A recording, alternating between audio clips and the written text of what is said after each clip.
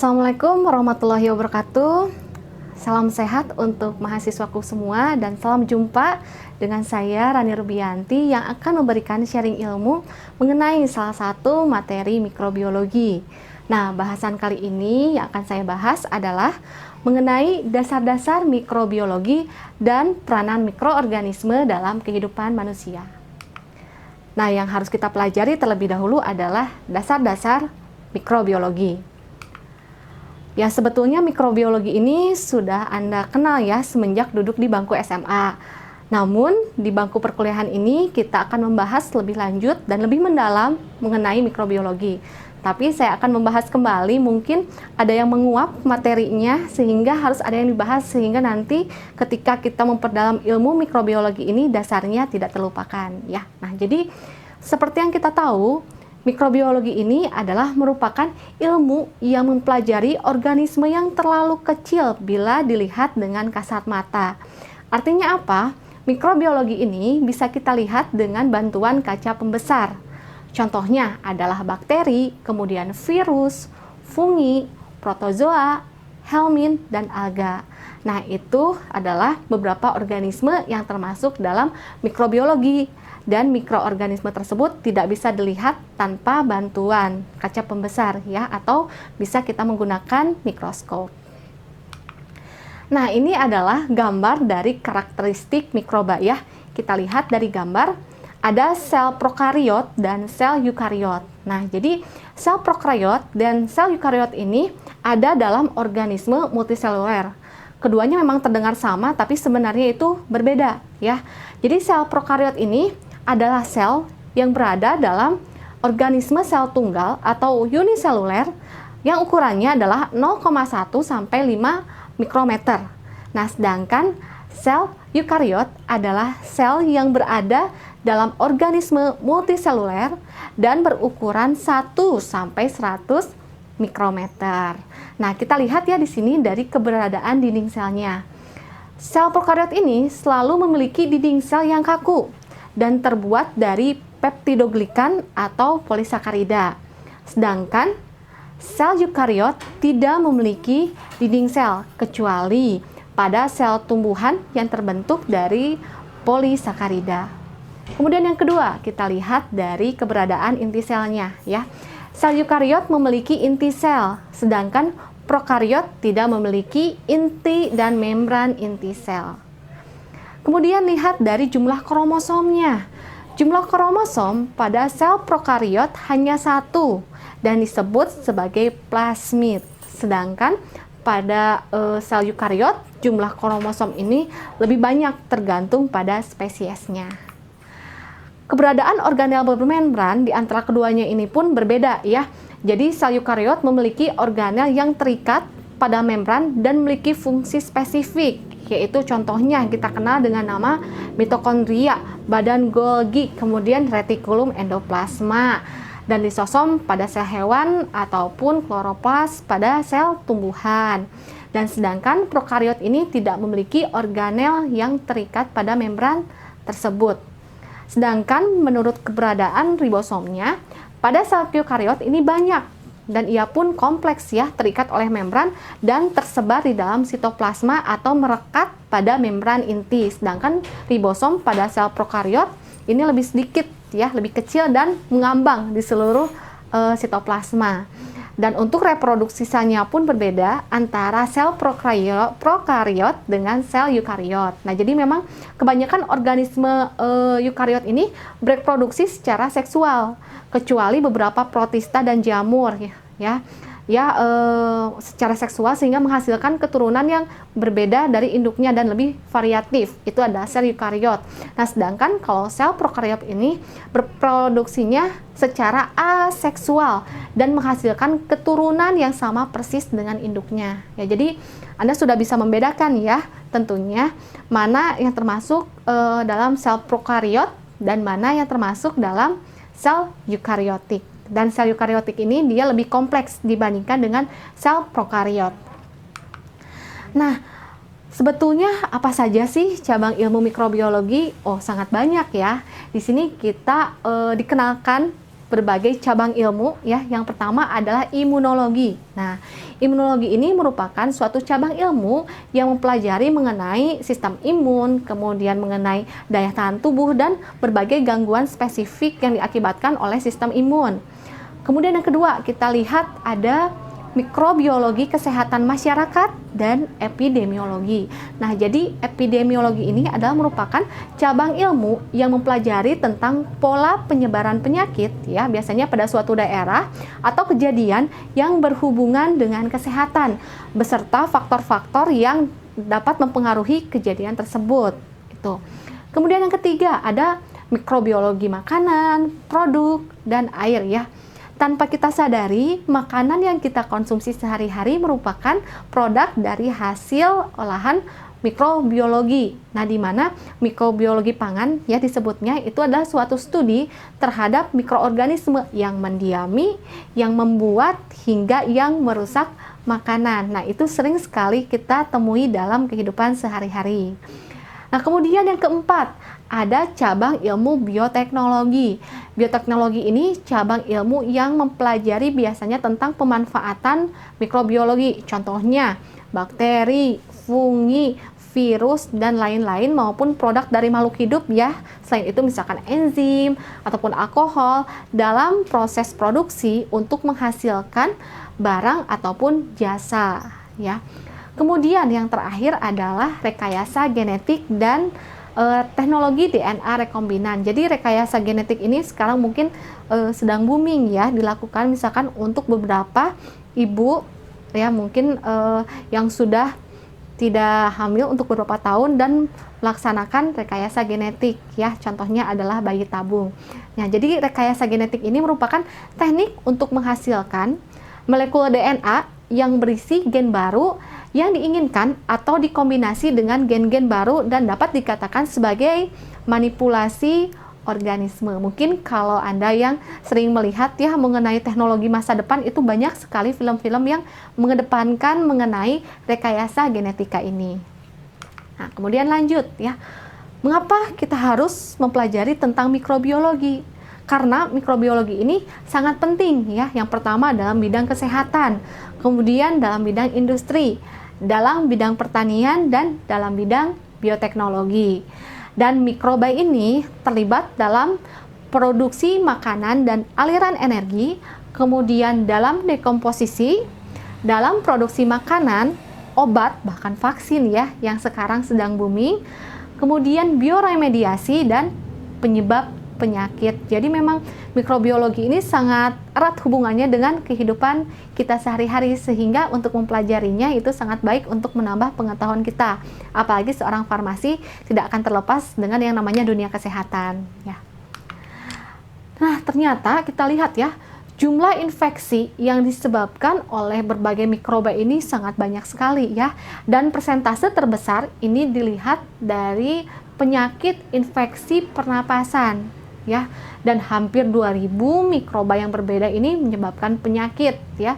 10 miliar infeksi terjadi tiap tahun di dunia dan 3 juta kematian oleh yang disebabkan oleh infeksi setiap tahunnya. Jadi memang mikrobiologi ini ternyata selain ia memberikan keuntungan untuk kehidupan sehari-hari, dan dia pun ternyata memberikan menimbulkan penyakit ya, yang memang ada kadarnya yang sampai serius, ringan, ataupun sedang. Dan saat ini yang menempati persentase paling tinggi penyakit infeksi itu adalah infeksi saluran pernafasan. Sampai 26% ya kita lihat. Nah, kemudian kita ulas kembali ya tentang sejarah mikrobiologi. Mungkin ini sudah diberikan, tapi saya akan sedikit mengulas karena nanti materi selanjutnya berkaitan dengan sejarah mikrobiologi ini ya. Kita lihat, kita mungkin pernah ingat ya dengan yang namanya peneliti yaitu Robert Hooke ya. Nah, jadi Robert Hooke ini adalah seorang ilmuwan penemu mikroskop ya, mikroskop lensa sederhana dengan 3 lensa yang mempublikasikan sebuah buku. Buku ini berjudul Micrographia. Nah, di buku ini diulas mengenai berbagai macam mikrobiologi ya. Dalam bukunya tersebut, peneliti ini ya, Robert Hooke, menjabarkan banyak struktur makhluk hidup dan hewan yang telah beliau teliti. Namun yang paling menyita perhatian dalam penelitiannya itu adalah ia meneliti gabus dan di dalam batang tumbuhan ia menemukan lubang-lubang kecil yang tidak teratur, berbentuk dan berukuran mikroskopis ya, berarti berukurannya sangat kecil. Nah, lubang-lubang kecil tersebut Hooke ini menamakannya itu adalah sel, sehingga di sini dikatakan bahwa yang mengemukakan bahwa seluruh makhluk hidup tersusun atas sel-sel ini adalah Robert Hooke ya. Itu awalan mengapa sih ada istilah sel ya di dunia ini. Yang pertama mencetuskan adalah Robert Hooke. Nah, kemudian kekurangannya adalah pada saat meneliti tidak ada metode pewarnaan, sehingga tidak tahu nih apakah ia gram positif, apakah gram negatif. Nanti mengenai pewarnaan gram positif dan gram negatif akan Anda dengar ya pada pertemuan berikutnya. Nah, ini adalah kekurangan dari yang ditemukan oleh Robert Hooke. Ya, jadi dia hanya mencetuskan bahwa seluruh makhluk hidup ini tersusun atas sel-sel. Nah, kemudian peneliti selanjutnya yang biasa kita dengar juga ya, yaitu Antony van Leeuwenhoek, di mana Antony van Leeuwenhoek ini merupakan penemu mikroskop satu lensa ya. Namun ia bisa memperbesar lensa tersebut sampai 300 kali lipat. Dengan mikroskop tersebut ya, Antony ini menjadi orang pertama yang melihat kehidupan makroskopis. Jadi kalau tadi peneliti Robert hanya melihat, oh iya ternyata ada lubang-lubang kecil, ya dinamakan sebagai sel. Nah, ternyata peneliti selanjutnya yaitu Antony yang melihat adanya kehidupan ya yang dilihat secara makroskopis. Nah, bagaimana hal ini terjadi? Pada awalnya ia melakukan pengamatan terhadap rendaman air jerami ya, dan mendapatkan benda-benda ya, ia katakan benda-benda yang berukuran mikroskopis yang dapat bergerak-gerak dalam air. Nah, benda-benda ini dinamakan sebagai teori animalculus ya, ataupun hewan kecil yang saat ini dikenal sebagai protozoa dan bakteri. Nah, jadi yang menemukan pertama kali protozoa dan bakteri itu ternyata adalah Antony ya, dimana ia diperoleh dari sisa makanan gigi dan air hujan pada tumpukan jerami. Nah, kemudian ini adalah jenis mikroskop yang digunakan oleh Antony dan mikroda hidup yang diamati. Kalau sekarang mungkin lebih canggih ya, melihat bagaimana mikroorganisme tersebut dapat bergerak-gerak seiring dengan berjalannya ataupun bergantinya abad ke abad dan ditemukannya berbagai macam mikroskop yang sangat baik ya. Tapi ini adalah awal mula bagaimana mikroskop tersebut bisa digunakan sampai sekarang prinsipnya. Nah, kemudian di sini ya ada yang namanya peneliti yang mengungkapkan bahwa ia memegang prinsip tentang abiogenesis. Nah, jadi prinsip abiogenesis juga ini disebut sebagai teori generatio spontane ya, mungkin kita sering dengar. Nah, jadi teori ini adalah salah satu teori mengenai asal-usul kehidupan. Setelah kita ketahui ya tadi Robert, kemudian peneliti Antony mendapatkan suatu sel yang dapat bergerak. Nah, kemudian muncullah teori-teori dan salah satunya adalah teori abiogenesis ataupun generatio spontane. Nah, ini menyatakan bahwa makhluk hidup ini berasal dari benda mati ternyata yang berkembang secara spontan. Nah, awalnya ini memang dipelopori oleh Aristoteles ya, tapi didukung oleh Antony yang tadi telah melihat ya adanya benda mikroskop yang dapat bergerak, dan didukung pula oleh John Needham. Nah, teori ini ya dibuktikan melalui percobaan yang dilakukan oleh John Needham ini nih. Jadi ia memanaskan kaldu dan kemudian memanaskannya dalam botol tertutup. Larutan kaldu yang telah dingin ternyata dikerumuni oleh mikroorganisme. Nah, ia kan awalnya kaldu ini berasal dari daging ya, jadi ia merebus sepotong daging beberapa menit. Nah, air rebusan dalam daging tersebut ternyata menjadi keruh. Ternyata waktu dilihat ada beberapa mikroorganisme dari pewarnaan yang berubah ya, pewarnaan yang berubah dari kaldu yang dipanaskan oleh John Needham.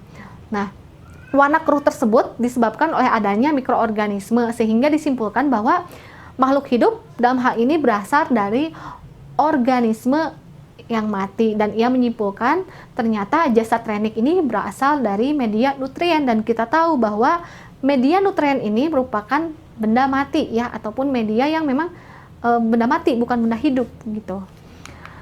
Nah ini ya, generasi spontane ini memang sedang berkembang, sangat berkembang pada abad ke-19, di mana orang-orang terdahulu percaya bahwa beberapa bentuk kehidupan dapat berasal dari kekuatan vital yang ada dalam makhluk tak hidup atau bahan yang membusuk. Contohnya, lalat timbul dari kotoran, kemudian ikan timbul dari tanah. Apakah itu benar? Nah, kita lihat ya. Kemudian setelah adanya muncul teori tentang abiogenesis, ya, muncullah teori lain mengenai teori biogenesis. Ya, biogenesis ini adalah yang pertama mengeluarkan itu Francisco Redi. Ya, jadi biogenesis ini menyatakan bahwa makhluk hidup berasal dari makhluk hidup lainnya, bukan dari benda mati. Nah, ini melihat ya. Adanya percobaan. Yang pertama bisa kita lihat ya, botol, bukan botol, mungkin toples ya, toples yang ditutup rapat dan di dalamnya terdapat daging. Nah, ternyata tidak ada makhluk hidup lain yang tumbuh dalam daging tersebut. Lalu percobaan kedua adalah suatu toples yang ditutup oleh kain kasa. Nah, kita lihat ya, ada lalat ya yang hinggap di sana, tapi ternyata mikroorganisme tersebut hidup bukan di dagingnya, tapi di atas kasa yang telah dihinggapi lalat. Nah, sedangkan percobaan ketiga yaitu adanya toples yang berisi daging dan biarkan udara masuk secara bebas, dan ternyata itu dihinggapi lalat dan muncullah mikroorganisme baru pada daging tersebut. Nah, jadi di sini percobaan Redi menunjukkan bahwa ternyata ulat ya, mikroorganisme lain itu ulat tidak keluar secara spontan dari daging yang membusuk, melainkan ia datang dari lalat yang hinggap pada daging tersebut. Dan penelitian Francisco Redi ini menolak generatio spontane. Nah, lalu dilakukan penelitian lebih lanjut oleh peneliti lainnya ya, untuk mendukung adanya teori biogenesis. Nah, yang pertama oleh Lazzaro Spallanzani. Ia menentang Needham ya, yang mengeluarkan teori abiogenesis. Ia berkata bahwa mikroba yang ada mungkin masuk setelah pemanasan ya, yang tadi percobaan dengan kaldu. Kemudian Rudolf pun ia mendukung adanya teori biogenesis. Ia berkata bahwa konsep biogenesis yaitu sel makhluk hidup berasal dari sel yang sudah ada sebelumnya. Dan terakhir adalah Louis Pasteur. Ini yang paling terkenal ya, percobaan labu bengkok. Mungkin ingat ya mengenai percobaan Louis Pasteur ini. Mematahkan selamanya teori mengenai generasi spontane. Ia melihat mikroba ada di mana-mana yang mengembangkan teknik aseptik. Nah, ini adalah bahasan selanjutnya ya mengenai teknik aseptik.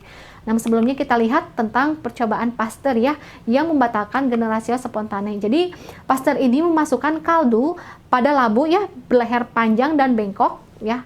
Ini dinamakan labu leher angsa. Lalu memanaskannya hingga mendidih. Setelah mendidih, mikroorganisme dalam kaldu akan mati sehingga tidak ada kehidupan lagi dari dalam kaldu. Labu kaldu ini kemudian dibiarkan ya dalam udara terbuka, dan Pasteur beranggapan bahwa udara dapat masuk ke dalam kaldu ya, namun mikroorganisme akan tersangkut pada leher labu sebelum mencapai kaldu. Nah, seperti itu ya. Jadi memang teori Louis Pasteur ini mematahkan selamanya teori generasio, dan sampai saat ini kita pegang teguh, sehingga teknik yang tadi digunakan adalah teknik aseptis. Sehingga bahasan selanjutnya adalah mengenai teknik aseptik. Nah, jadi apa sih sebetulnya teknik aseptik ini? Aseptik ini berarti artinya adalah bebas mikroorganisme ya. Didefinisikan sebagai prosedur ya. Teknik itu adalah suatu prosedur kerja yang dilakukan untuk meminimalkan kontaminan mikroorganisme dan dapat mengurangi resiko paparan terhadap petugas. Kontaminan ini memungkinkan terbawa ke daerah aseptik dari alat kesehatan bisa, kemudian dari sediaan obat atau petugas. Jadi penting teknik aseptik baik diaplikasikan untuk diri sendiri ataupun petugas ya ketika kita sedang praktikum, ataupun alat-alat yang akan kita gunakan selama praktikum. Nah, jadi teknik ini nanti akan saudara dan saudari lakukan ketika melakukan praktikum di lab ya. Nah, tujuannya untuk apa? Jadi teknik aseptik ini memiliki tujuan untuk mencegah masuknya mikroorganisme hidup dan bahan partikulat ke dalam produk selama persiapan, proses, uji sediaan steril, atau bahkan setelahnya kita harus dilakukan secara aseptik. Nah, harus dilakukan pada apa saja teknik aseptik ini? Yang pertama adalah sediaan parenteral, biasanya untuk mata, ya. Kemudian sediaan yang disterilkan dengan metode filtrasi. Nah, kita harus melakukan semua kegiatan itu dengan secara aseptik. Kemudian penyiapan untuk injeksi sitotoksik, yang itu kan masuk ke dalam pembuluh vena sehingga dalam pembuatannya kita harus dilakukan secara aseptik. Kemudian uji sterilitas sediaan steril dan formulasi nutrisi parenteral serta produksi sediaan radiofarmasi. Semua kegiatan itu dilakukan secara aseptik ya. Nah, syarat kondisi aseptik seperti apa saja? Yang pertama adalah bahan awal yang steril, kemudian alat-alat harus steril, wadah yang digunakan steril, lingkungan yang terkontrol, artinya tidak terlalu banyak kontaminan ya, baiknya ketika kita melakukan teknik aseptik. Kemudian teknik yang disesuaikan oleh personel yang terlatih, artinya apa? Kalian harus memiliki skill ya, skill untuk bisa menggunakan ataupun mengerjakan suatu sediaan dengan aseptik. Nah, bagaimana skill itu didapatkan? Nanti kita akan belajar ya di lab mengenai teknik aseptik dan sterilisasi yang akan kita lakukan pada mata kuliah mikrobiologi. Nah, apa saja langkah-langkah dari teknik aseptik ya? Yang pertama, ya kita lihat ini mungkin sudah tidak asing lagi ya, kita lihat seperti mencuci tangan, kemudian memakai hand sanitizer. Tapi selain itu di sini teknik aseptik harus mencuci tangan, harus menggunakan APD. APD-nya seperti apa? Untuk di lab itu bisa dengan menggunakan jas lab, kemudian dengan memakai sarung tangan, memakai masker, kemudian memakai kaos kaki, dan memakai head cap. Nah, itu adalah APD yang digunakan ketika kita memasuki lab mikrobiologi. Kemudian masukkan semua bahan melalui pass box ya, jadi ada ruangan khusus nanti untuk masukkan bahan, dan proses pencampuran dilakukan di LAF. LAF ini nanti akan kita temui dan akan kita lakukan pelatihan ya mengenai cara penggunaan LAF. Dan petugas mengupas APD setelah kegiatan selesai, tidak boleh memakai APD sampai rumah ya, jadi APD harus dibuka di lab setelah kegiatan laboratorium selesai. Nah, ini adalah tata cara bekerja secara aseptik sebelum bekerja. Kita lihat ya, yang pertama, sterilkan semua peralatan dan perlengkapan yang akan digunakan termasuk pakaian kerja. Jadi pakaian pun ya, pakaian luar yaitu ada jas lab harus steril.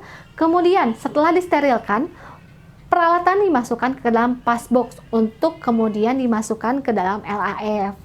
Yang ketiga, sebelum dimasukkan peralatan didesinfektan, diberi desinfektan ya, atau didesinfeksi dengan alkohol 70% secara merata.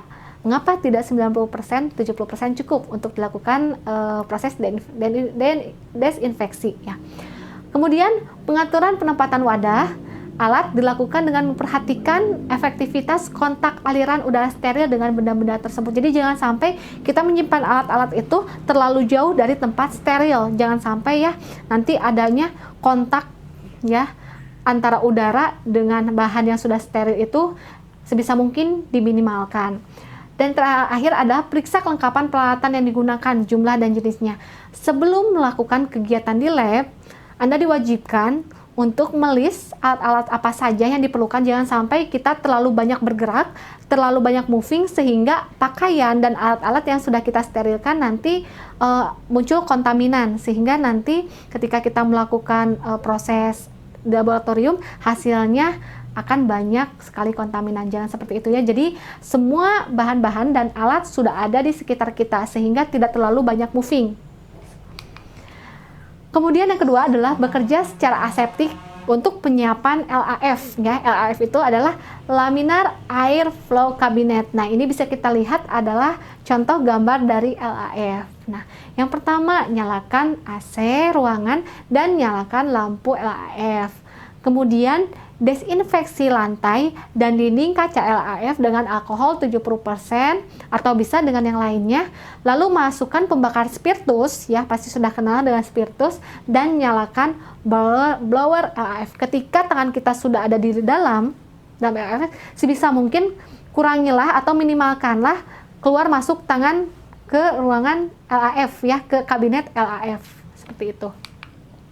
Nah, ini adalah bekerja secara efektif saat bekerja ya.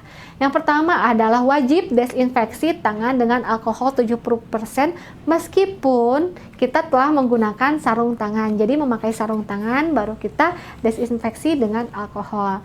Yang kedua, selama bekerja tangan tidak boleh ya keluar dari LAF dan hindarkan gerakan tangan yang berlebihan. Misalkan meskipun tangannya ada di LAF tapi tangan kita terus bergerak, itu akan memungkinkan udara dari luar masuk ke dalam sehingga ditakutkan nanti ada kontaminan ya dari baju ataupun dari pakaian yang kita pakai. Kemudian tidak batuk, bersin atau berbicara pada saat bekerja. Meskipun kita menggunakan masker, berbicara itu sangat dianjurkan untuk tidak berbicara. Biasanya instruktur ataupun dosen yang nanti mengawas itu akan melakukan pengawasan. Jangan terlalu banyak berdiskusi dengan teman ya, karena dikhawatirkan nanti adanya kontaminan yang keluar dari mulut. Nah, kemudian pada saat membuka dan menutup wadah gelas, mulut wadah disterilkan dengan pemijaran, dengan Fleming ya. Nah, biasanya diputar-putar, nanti kita akan pelajari ketika kita masuk di laboratorium. Kemudian, saat memegang wadah, jarak antara tangan dan mulut wadah dijaga sejauh mungkin. Jangan memegang mulut wadah karena dikhawatirkan tangan kita mengandung mikroba sehingga tadi ya mulut yang sudah dilakukan steril oleh pemijaran nanti terpegang oleh tangan kita, ya akhirnya mikroba hinggaplah di mulut tabung tersebut ya. Kemudian bekerja dengan cekatan dan hati-hati untuk menghindari kontaminasi dan kontak yang terlalu lama dengan udara. Jadi memang di lab mikrobiologi ini kita dituntut untuk bekerja cepat ya, gesit cepat. Biar apa? Biar tidak ada kontaminan yang masuk ke dalam sampel yang akan kita buat ataupun yang kita teliti. Nah, setelah digunakan seperti pinset, kemudian spatel logam, batang pengaduk, direndam dalam alkohol 70% dan apabila akan digunakan kembali dipijarkan terlebih dahulu. Apakah semua alat-alat tersebut dipijarkan setelah direndam oleh alkohol? Tidak ya, ada beberapa alat tertentu yang harus dengan alkohol, dengan Fleming, dengan insenerator. Nah, apa saja nanti akan kita bahas ya di materi selanjutnya. Nah, kemudian sebelum mengakhiri pekerjaan, periksa sekali lagi sediaan yang dibuat. Misalkan tutup wadah kurang rapat atau aluminium foil sobek. Nah, bagaimana cara mencegahnya? Kita bisa melakukan double tutup ya. Jadi tutupnya dilakukan double. Kemudian aluminium foilnya juga kita lakukan tidak hanya satu lapis, tapi 2 lapis ataupun 3 lapis. Nah, itu untuk menghindari adanya sobek di aluminium foil ya.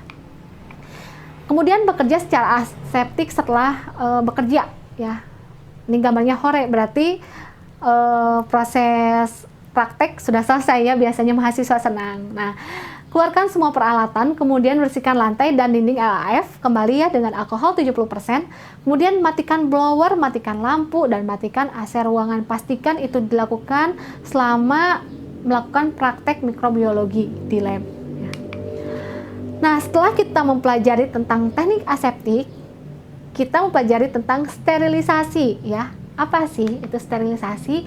Jadi sterilisasi ini dikatakan sebagai proses destruksi atau membunuh semua bentuk kehidupan mikroorganisme termasuk spora dan virus ya. Efektivitasnya apakah selalu sama? Tidak, tergantung 4 faktor. Faktor yang pertama adalah jenis mikroorganisme yang ada, apakah organisme tersebut patogen atau tidak. Nah, biasanya yang patogen ini dia lebih sulit ya untuk dimatikan dibandingkan dengan mikroorganisme yang non patogen. Kemudian yang kedua, jumlah mikroorganisme yang ada ya apakah dia berjumlahnya sedikit ataupun banyak, itu menjadi salah satu alasan ya efektivitas apakah sterilisasi ini efektif atau tidak.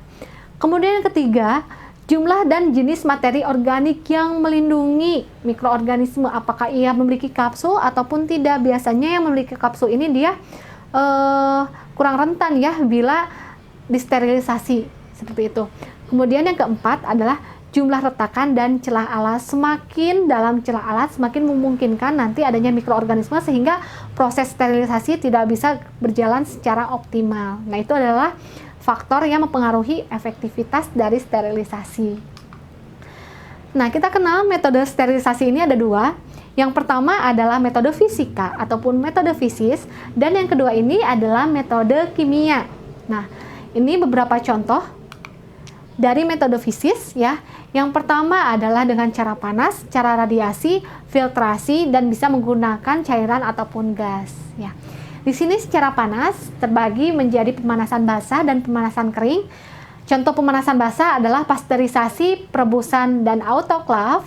Kemudian pemanasan kering itu ada flaming, pembakaran, dan udara panas. Untuk radiasi bisa kita gunakan sinar gamma dan sinar UV, sedangkan untuk filtrasi bisa menggunakan filter udara dan filter cairan. Nah, sedangkan metode kimia apa saja? Ini menggunakan larutan ya. Kita tahu ada fenol, kemudian halogen, kemudian ada yang termasuk dalam kelompok quaternary ammonium compound dan diguanit. Nah, ini adalah beberapa cairan yang bisa digunakan untuk sterilisasi dengan metode kimia. Yang pertama dibahas, saya akan bahas satu persatu, yaitu metode fisika ya. Ini adalah metode fisika dengan pemanasan ya, pemanasan basah. Yang pertama itu adalah pasteurisasi. Nah, jadi pasteurisasi ini mungkin kita pernah ya mendengar tentang pasteurisasi. Jadi cara sterilisasi bakteri baik patogen ataupun non patogen, dan biasanya dilakukan dengan produk susu ya. Biasanya ini dengan cara klasik. Suhu yang diperlukan 63 derajat Celcius selama 30 menit, ataupun bisa kita mengubah waktu dan mengubah suhu ya. Kita bisa dengan HTST, yaitu High Temperature Short Time, di mana suhunya itu lebih tinggi dan waktunya itu lebih cepat ya, yaitu suhu 72 derajat Celcius dengan waktu hanya 15 detik. Nah, susu hasil sterilisasi ini bisa disimpan dalam lemari es. Ada yang lebih canggih, yaitu UHT, Ultra High Temperature. Kita sering dengar ya, susu UHT. Itu bukan kandungannya. Susu UHT ini adalah susu yang disterilkan dengan proses pasteurisasi, yaitu menggunakan ultra high temperature, di mana temperaturnya itu sangat tinggi sekali, yaitu 140 derajat Celcius selama 3 detik. Karena suhu yang terlalu tinggi nantinya jika terlalu lama akan merusak komposisi yang di dalam susu ya, sehingga prosesnya itu hanya sebentar, hanya 3 detik saja, di mana susu dapat disimpan tanpa lemari es. Nah, ini banyak kita temui ya di supermarket ataupun yang biasa kita konsumsi. Yang kedua, dengan cara perebusan, ini masih tentang pemanasan basah ya, untuk sterilisasi metode fisika. Suhu yang dilakukan itu adalah suhu 100 derajat Celcius selama 10-15 menit. Nah, kelemahannya apa? Kelemahannya ini hanya membunuh bakteri yang bentuknya vegetatif.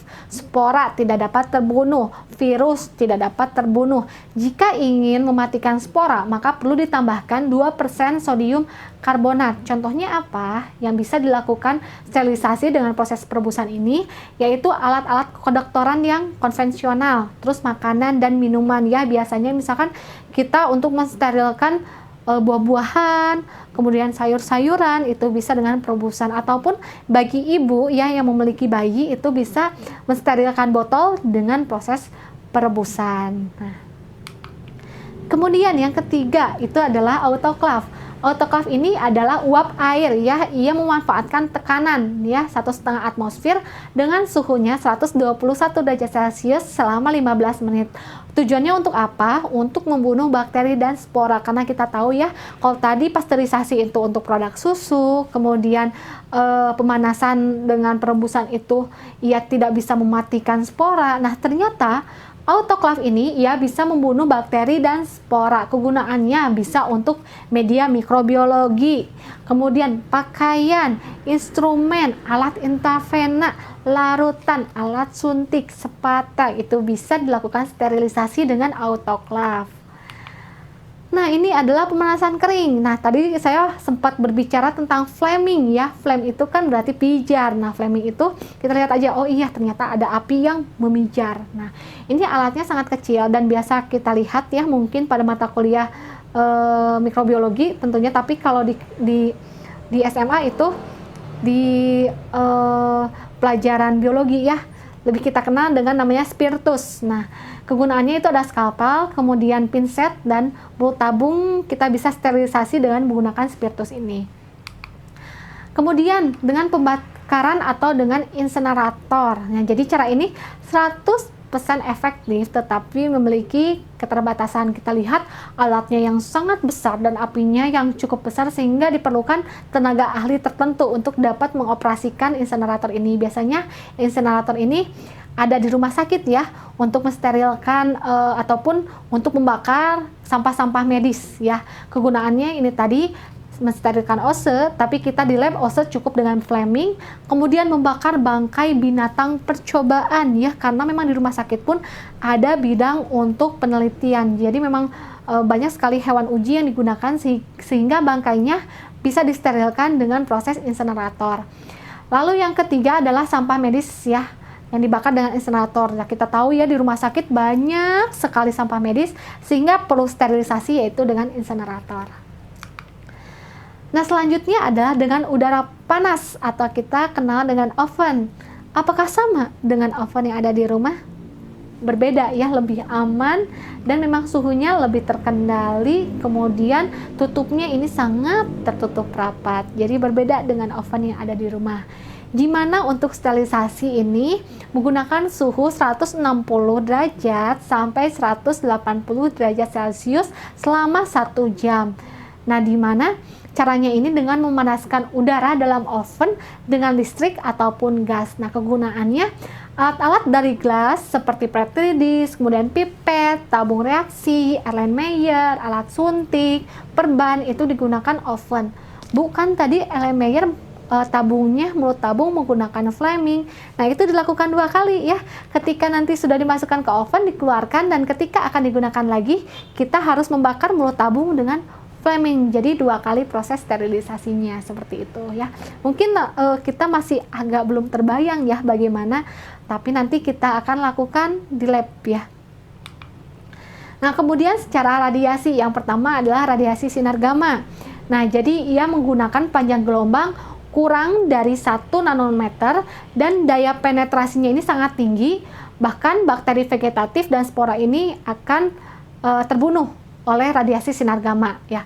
Mekanismenya bagaimana? Jadi terjadinya ionisasi molekul air, kemudian radikal hidroksil yang reaktif akan merusak DNA, kemudian sel vegetatif, bakteri dan spora tersebut akan mati ya karena DNA-nya tersebut dirusak. Kegunaannya untuk apa? Misalkan kita bisa gunakan untuk sterilisasi alat-alat farmasian, alat-alat disposable ya, contohnya sarung tangan, spet, kemudian benang jahit, kateter dan lain sebagainya. Vaksin dan makanan tahan lama pun harus disertai cara pengamanan yang khusus dan ia bisa dilakukan sterilisasi dengan menggunakan radiasi sinar gamma. Nah, kemudian apa perbedaannya dengan radiasi sinar UV? Yang paling mendasar itu adalah lihat dari panjang gelombangnya ya. Nah, di mana untuk radiasi sinar UV ini panjang gelombangnya adalah 220 sampai 290 nanometer. Namun paling efektif adalah di panjang gelombang 260 nanometer. Namun daya penetrasinya ini rendah dan tidak dapat digunakan pada material tertutup ataupun endospora. Jadi kegunaannya untuk apa? Untuk sterilisasi udara, untuk ruang perawatan, dan untuk ruang operasi. Namun jangan terlalu kontak lama ya, karena akan merusak mata, lalu luka bakar ataupun kanker kulit. Nah, nanti mahasiswa di sini akan bertemu dengan yang namanya radiasi dengan menggunakan lampu UV ya. Lampu UV ini biasa digunakan dalam mata kuliah lain, tapi jangan terlalu takut ketika tangan Anda masuk ke dalam, karena itu hanya sebentar ya. Saya selalu menemukan mahasiswa yang masukin tangan, ibu takut, katanya takut jadi mutan. Tidak seperti itu ya, kita tidak lama-lama masuk ke dalam, dan kita juga memakai sarung tangan, sehingga jangan takut ketika nanti di mata kuliah lain, Anda diharuskan harus mengecek suatu KLT ya, namanya KLT di dalam sinar UV, karena itu tidak menyebabkan menjadi mutan. Kita lihat di sini, kalau kontak lama, itu baru akan merusak bagian tubuh kita, yaitu mata ataupun kulit ya, seperti itu. Jadi jangan takut ya kalau hanya sebentar. Kemudian dengan cara filtrasi, di mana filtrasi ini adalah pemisahan bakteri dari cairan dan udara melalui filter dengan pori-pori yang kecil, yaitu 0,22 sampai 0,45 mikrometer. Ada filter cairan, kemudian ada filter udara. Perbedaannya, kegunaan untuk filter cairan ini adalah untuk bahan yang tidak panas, contohnya ekstrak, serum, enzim, toksin kuman bisa menggunakan filter cairan. Dan sekarang digunakan ya, ada filter yang pori-porinya sangat kecil sekali, yaitu 8 sampai 0,025 mikrometer, sehingga semua bakteri akan terbuang dan bahan yang kita gunakan itu sangat steril ya, karena tidak ada mikroorganisme satupun saking kecilnya pori-pori yang ada di filter tersebut. Kemudian yang kedua adalah filter udara yang namanya laminar flow bench ya, yang memiliki HEPA, yaitu High Efficiency Particulate Air. Jadi ukuran pori-porinya itu adalah 0,3 yang dipasang di ruang operasi atau untuk ruang isolasi penderita luka bakar atau penderita dengan implantasi. Nah, jadi memang ada beberapa tempat yang mengharuskan adanya filter udara untuk mencegah adanya mikroorganisme masuk ke dalam ruangan tersebut ya. Kemudian ada sterilisasi gas, biasanya yang digunakan adalah ethylene dioxide ya, ataupun formaldehid. Gunanya untuk apa? Biasanya sterilisasi gas ini digunakan untuk instrumen bedah yang sensitif panas dan kelembaban, dan mekanisme kerjanya adalah denaturasi protein, sehingga ada proses alkylasi agent ya, dinamakan sebagai proses alkylating agent. Kelemahannya apa untuk sterilisasi gas ini? Yang pertama, toksik, kemudian mudah meledak, prosesnya rumit, waktunya lama, yaitu 2 jam sampai 24 jam ya. Kalau tadi kan ada yang hanya 3 detik, ada yang 1 jam, tapi ini bisa mencapai 24 jam. Kemudian butuh peralatan canggih, butuh staf yang terlatih, dan harus dicampur dengan gas lain yang tidak mudah meledak. Contohnya adalah karbon dioksida atau nitrogen. Nah, lalu apa sih peranan mikroorganisme dalam kehidupan kita? Nah, kita bahas dulu nih sedikit tentang virus ya. Jadi virus itu dapat menginfeksi tumbuhan, hewan, dan manusia sehingga menimbulkan penyakit. Kita setaunya, oh iya, penyakit itu akibat virus ya. Tapi ternyata virus ini memberikan peranan penting ya dalam dunia kesehatan. Ternyata vaksin ya, contohnya di sini vaksin rabies, kemudian MMR ya, untuk mencegah campak, gondong, dan rubella itu berasal dari virus. Kemudian selain itu ada cloning gen ya, diharapkan dengan adanya cloning ini penyakit diabetes dan kanker dapat disembuhkan. Jadi kita tahu ternyata virus tidak hanya menyebabkan penyakit, tapi virus pun berguna di dunia kesehatan. Apakah hanya virus? Nah, selanjutnya bakteri ya. Kita kenal bakteri ini adalah suatu dekomposer. Ya, ini kegunaannya ya, yang mengurai senyawa organik dari makhluk hidup yang telah mati. Proses ini menyebabkan unsur-unsur yang diperlukan makhluk hidup, termasuk kita manusia, terdaur ulang sehingga tetap tersedia. Selain fungsinya di ekosistem, bakteri juga dimanfaatkan manusia meskipun banyak yang merugikan. Jadi sekarang bakteri sudah digunakan sebagai dekomposer ya. Dan contoh bakteri yang menguntungkan, kita lihat pembuatan yogurt ya. Mungkin ada yang suka yogurt. Nah, ternyata tanpa kita sadari, yogurt adalah salah satu produk yang dihasilkan oleh bakteri. Bakteri apa? Yaitu adalah bakteri Lactobacillus bulgaris dan Streptococcus thermophilus. Nah, yang lain adalah Streptococcus lactis, iya, bakteri yang digunakan untuk membuat mentega. Nah, jadi selain virus, bakteri pun berperan penting ya dalam kehidupan kita sehari-hari. Bahkan mungkin menjadi makanan biasa yang kita makan ya setiap hari. Nah, selanjutnya adalah protozoa ya, yang menguntungkan untuk manusia diantaranya adalah stensor, digunakan untuk pengolahan limbah. Kemudian ada amoeba proteus sebagai pengurai pada mikroorganisme. Wow, ternyata protozoa pun memiliki manfaat bagi kehidupan. Ya. Dan kemudian ada alga ya, atau ganggang. Biasanya ini jadi ganggang itu adalah protista yang memiliki klorofil sehingga warnanya cenderung warna hijau. Nah, alga yang menguntungkan untuk manusia yang pertama adalah diatom sebagai campuran semen, kemudian ganggang merah yang merupakan sumber vitamin A dan vitamin C, dan kolera sumber protein dari sel tunggal. Yaitu adalah beberapa alga yang menguntungkan manusia.